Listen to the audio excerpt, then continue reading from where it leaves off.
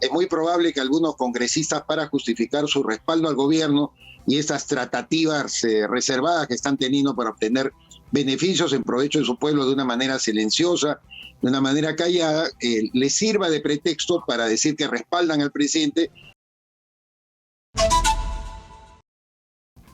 César Campos es analista político y vamos a ver si podemos escuchar su punto de vista sobre algunos puntos principales, ¿no? El asunto del deslinde o de la intención de deslindar de la corrupción. Para César, ¿realmente deslindó? César, ¿me escuchas? Buenos días. Manuel, muy buenos días. Muchísimas gracias por este contacto. Ok, primero lo general, ¿ya? ¿Qué impresión te ha dado el discurso? ¿Te ha generado el discurso de ayer? Lo pongo en el contexto primero de una iniciativa, ¿no?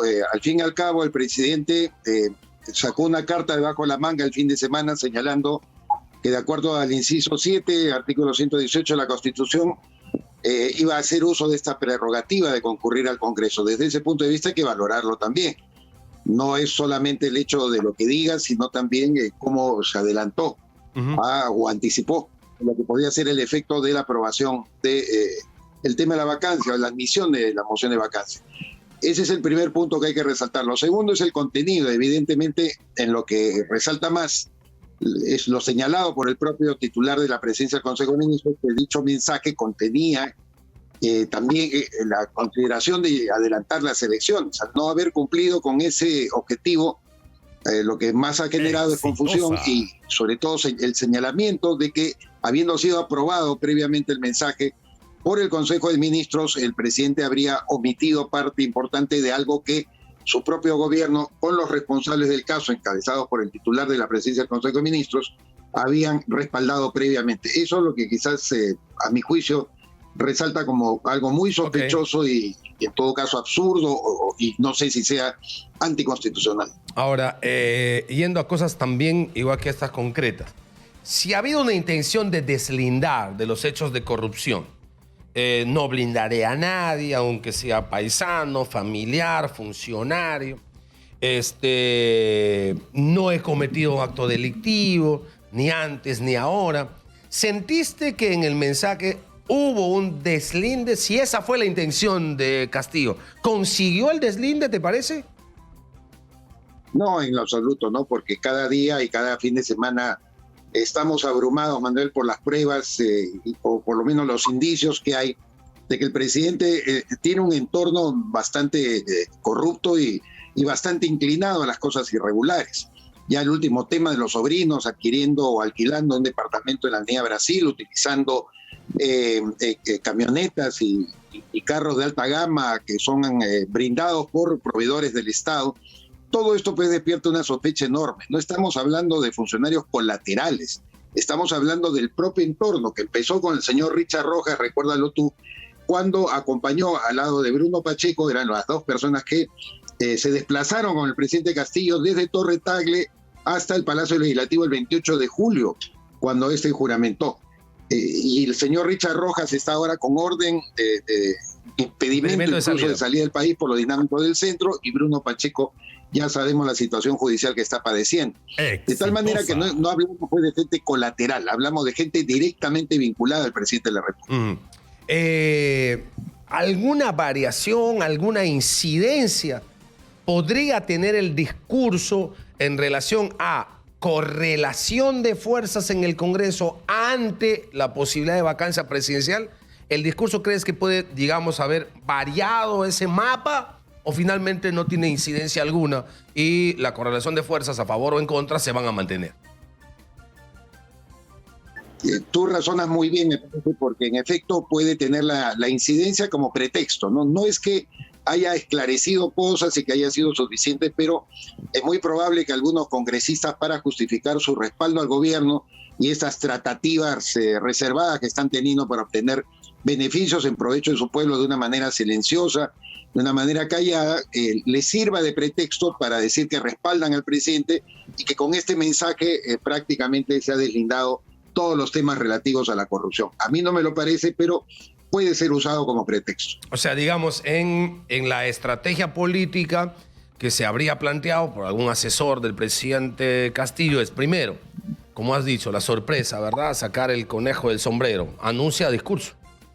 Segundo, el discurso y el mensaje como requisito o generando condiciones para decir, bueno, ya el presidente respondió, bueno, ya el presidente está, ya el presidente deslindó, ya el presidente además vino a poner acá reconocimiento de error, ya el presidente vino además acá a decir trabajemos juntos, por tanto, bueno, la vacancia no se justifica. En una estrategia global se establece, digamos, estos mecanismos. ¿Sería esa la intención desde Palacio de Gobierno? Efectivamente, ya dio cara, van a decir, ¿no? Y lo más elemental, como decía Joseph Goebbels, el jefe de la propaganda nazi, es reducir a su mínima expresión la comprensión de las cosas. Y tú dices bien, el pueblo peruano en un gran sector va a decir, pero ya el presidente cumplió, ya dio la cara, qué valiente que es, ha comparecido, ha respondido todas las preguntas cuando sabemos que en el fondo no es algo cierto. En este caso, el gesto vale más que la profundidad de los temas tratados, ¿no? Ahora, hoy día, sin embargo, se escribe otro capítulo en la historia diaria del Congreso de la República. Ya el tema de presentación del presidente ya está cerrado. Hoy a las 9 de la mañana tiene que hablar el ministro de Salud en el marco de 2 interpelaciones, en el marco de una relación bastante extensa y fuerte de preguntas que tiene que responder. Y a las 12 del día lo mismo el ministro de Justicia. ¿Qué podría ocurrir? ¿Qué te parece que puede pasar? ¿Cuáles son los escenarios que se pueden advertir, César? El más probable es que se proceda por lo menos a la censura de uno de estos ministros. Yo creo que la suerte de Hernán Condori, titular de Salud, ya está echada.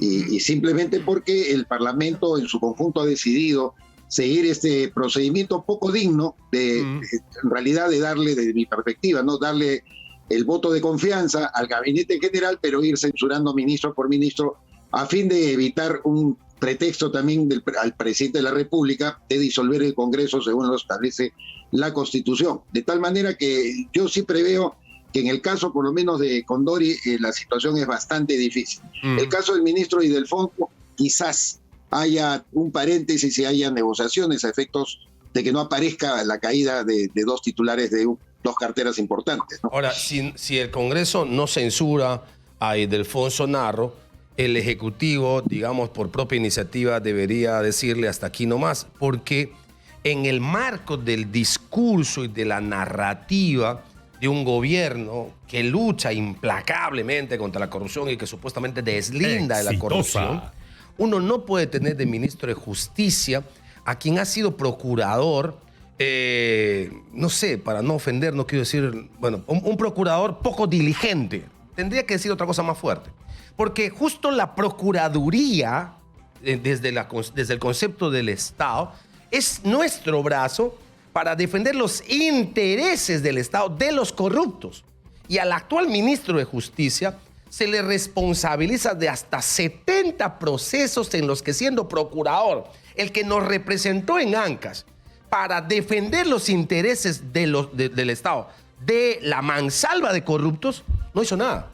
70 casos en los que omitió, 70 casos en los que no presentó apelación, 70 casos en los que dejó morir los casos, 70 situaciones, casos, procesos fiscales y judiciales en donde la Procuraduría, el rostro real del Estado para defender intereses de los peruanos, se hizo humo. Entonces, hay una contradicción impresionante. Yo soy luchador contra la corrupción y le traigo a quien cuando te vio luchar contra la corrupción 70 veces omitió cosas y no cumplió con su función precisamente para defender los intereses. O sea, es bien contradictorio, ¿no te parece?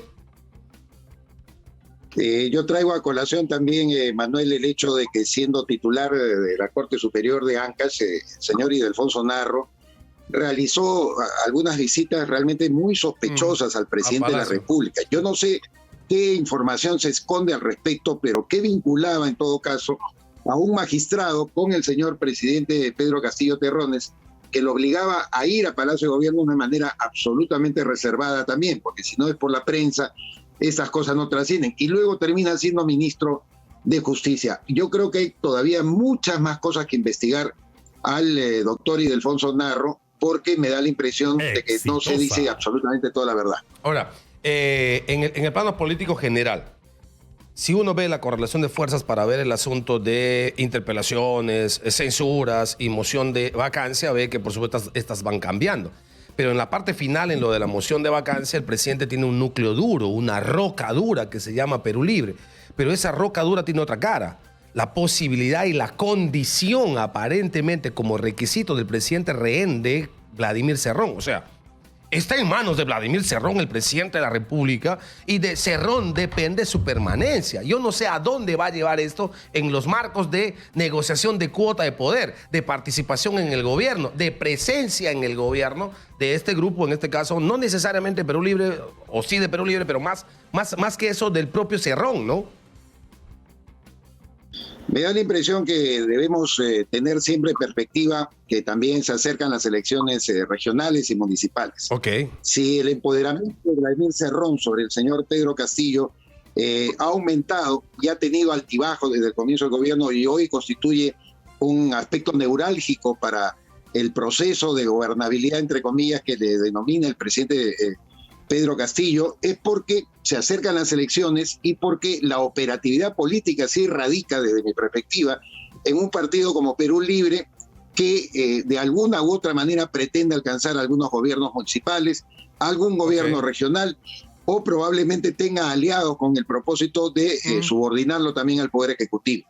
Creo que ese esquema que se parece mucho al desarrollado por Hugo Chávez en su oportunidad en Venezuela pretende paralelizar instituciones representativas como son gobiernos municipales o gobiernos regionales en aquellos lugares donde no ganen, justamente dotándole a los gobiernos municipales o regionales que alcancen algún tipo de votación importante y que sean adictos al gobierno de mayores recursos. Por ahí está. Yo creo que por ahí va la cosa. Por ahí va la cosa. Eso es lo que Vladimir y para eso se necesitan ambos, ¿no? O sea, tú me respaldas y en el Congreso y luego, por supuesto, tú me das lo que necesito para afianzar poder, estructura y avanzar como Perú Libre en estas elecciones regionales. Muy gentil. César Campos, muy buen análisis político, por supuesto, aquí en Exitosa Perú. Muchísimas gracias, muy gentil por respondernos.